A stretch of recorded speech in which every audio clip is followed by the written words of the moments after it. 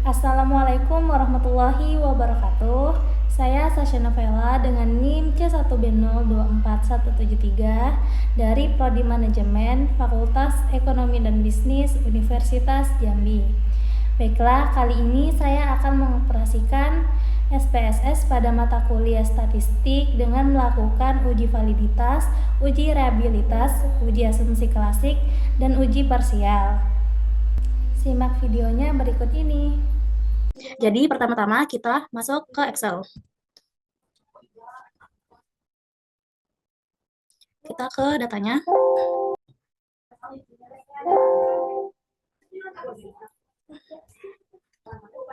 Setelah itu kita blok semua data, lalu kita copy.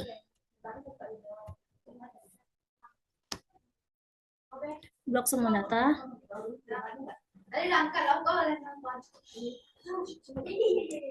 Lalu kita copy dengan menekan Ctrl C. Lalu kita buka SPSS.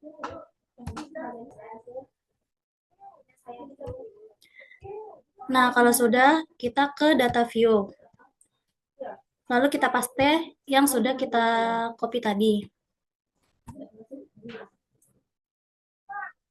Nah, kalau sudah kita pindahkan, kita beralih lagi ke Excel. Kita salin hasil variabelnya. Kita blok, lalu kita copy. Ctrl C. Lalu kita kembali lagi ke SPSS. Nah, kita ke variabel view. Data yang tadi sudah kita copy, kita pindahkan ke tabel name dan label. Lalu kita paste dengan menekan Ctrl V. Nah, di sini kan ada X1, X2, dan Y. Jadi kita ubah X1-nya ini menjadi tanggapan responden. Kita ubah menjadi promosi penjualan.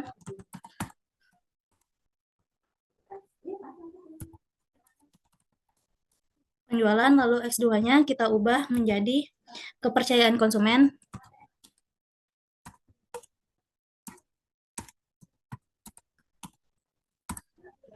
Dan Y-nya kita ubah menjadi keputusan pembelian.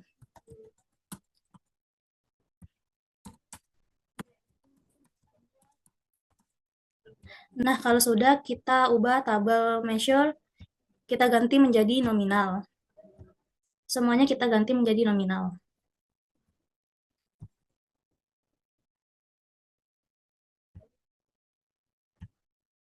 Kita ubah semuanya menjadi nominal.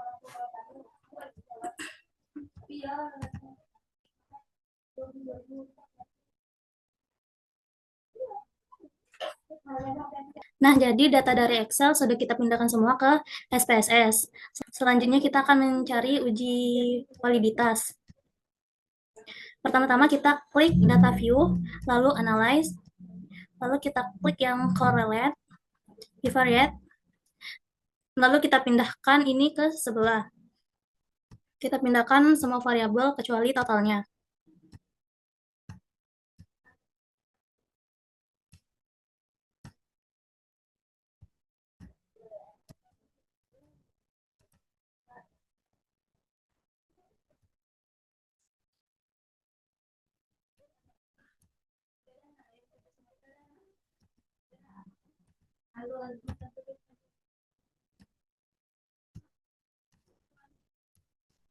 Nah, kita pindahkan semuanya.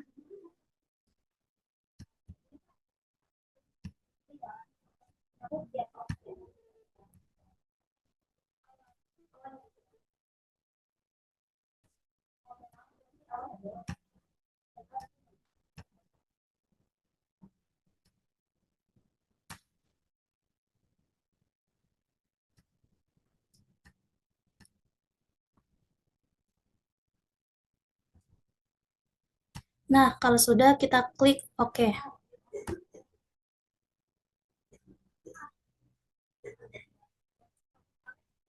Nah, jadi datanya sudah muncul. Selanjutnya kita kembali lagi ke SPSS. Kita ke data view.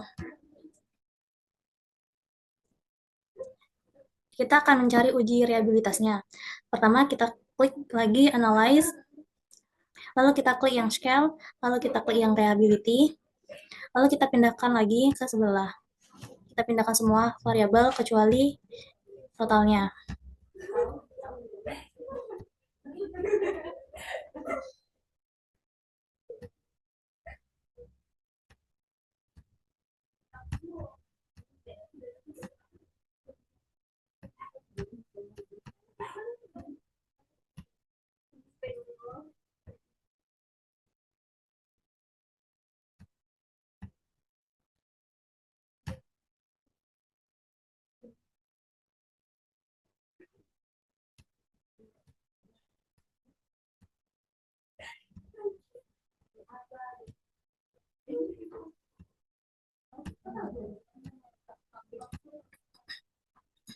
Nah, kalau sudah kita pindahkan semua, kita klik yang statistik, lalu kita klik yang scale if item delete. Setelah itu kita klik yang continue. Lalu kita klik OK. Nah, data reliabilitasnya langsung muncul.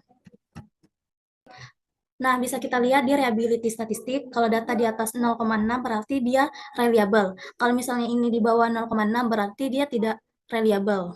Di sini kan 0,9 berarti datanya reliable. Nah, selanjutnya kita kembali lagi ke SPSS Data View. Kita akan mencari uji asumsi klasik. Pertama-tama kita klik yang Data View, lalu Analyze, lalu kita klik yang Regression, lalu kita klik yang Linear. Nah, di sini kan ada dependent dan independent. Dependent ini untuk totalinya dan independent ini untuk total X1 dan X2-nya. Nah, lalu kita pindahkan X1-nya ke sini dan X2-nya ke sini. Dan Y-nya kita pindahkan ke dependent. Nah, kalau sudah, kita klik yang statistik, lalu kita klik yang collinearity, descriptive, dan juga Darwin-Watson. Kalau sudah, kita klik yang continue. Lalu kita klik yang plots, kita masukkan yang spreadsheet ini ke Y, dan spread ini ke X. Lalu kita klik yang histogram, dan kita klik yang normal probability. Lalu continue. Selanjutnya kita ke save, kita klik yang unstandardized. Lalu continue. Nah, kalau sudah kita klik OK. Maka datanya akan muncul seperti ini.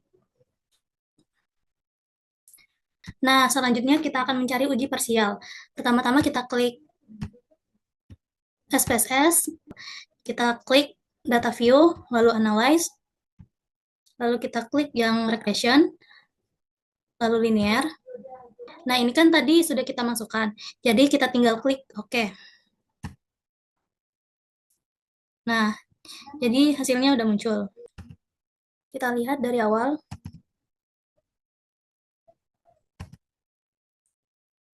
Jadi ini hasil yang sudah kita cari tadi.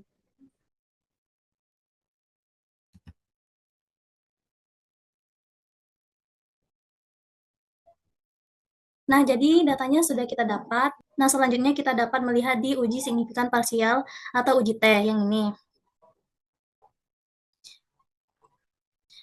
Jadi nilainya harus lebih dari 0,5 yang berarti dia berpengaruh. Di sini kan 0,011 berarti datanya berpengaruh. Dan uji signifikan simultan atau uji F. Nilai signifikannya lebih kecil dari 0,5 berarti berpengaruh. Jadi di sini kita dapat melihat hasilnya 0,00. Berarti dia di bawah 0,5, jadi dia berpengaruh. Dan selanjutnya kita dapat melihat di uji normalitas yang diagram. Yang ini. Di sini kita dapat melihat datanya tersebar, dan yang penting juga mengikuti garis. Dan selanjutnya ada uji multikolenialitas.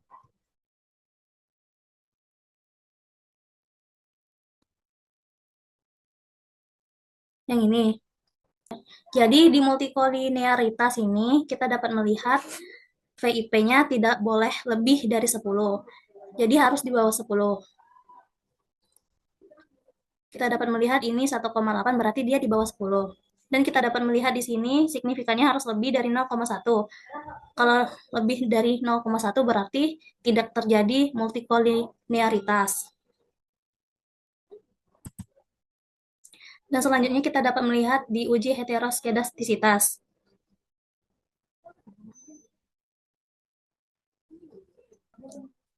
Di sini yang penting datanya kesebar, berarti tidak terjadi heteroskedastisitas. Dan yang terakhir kita bisa melihat di uji autokorelasi. Di Darwin-Watsonnya harus di atas 0,05. Kalau di atas 0,05 berarti valid dan tidak terjadi autokorelasi. Di sini kita bisa melihat hasilnya 1,6, berarti dia di atas 0,5. Berarti dia valid dan tidak terjadi autokorelasi. Baiklah, sekian yang dapat saya sampaikan. Wassalamualaikum warahmatullahi wabarakatuh.